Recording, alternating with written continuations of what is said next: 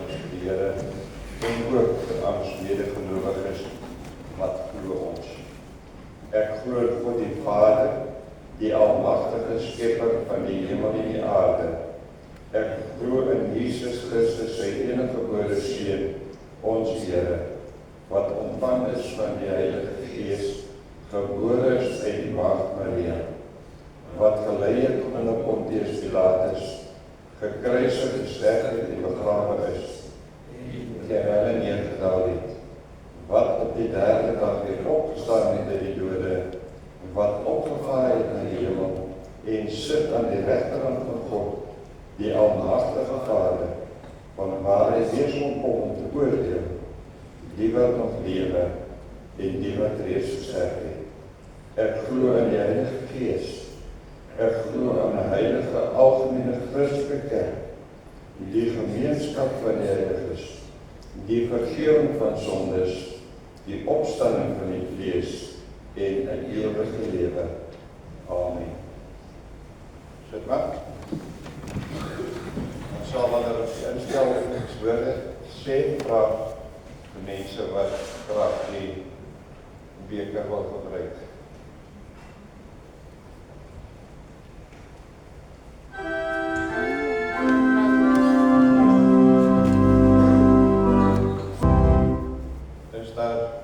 Dat iemand wat oorgeslaan is met die brood en met die wyn.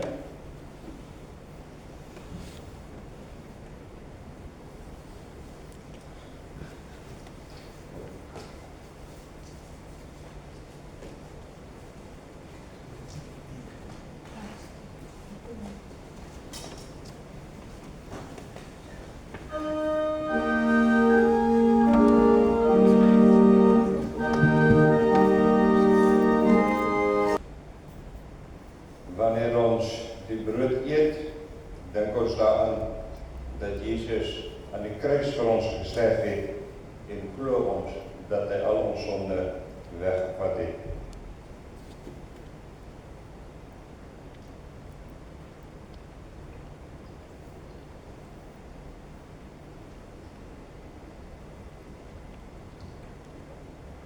Wanneer ons die wyn drink, dink ons daaraan dat Jesus se bloed vir ons in die kruis gevloei het en glo ons dat hy al ons sonde weggevat het.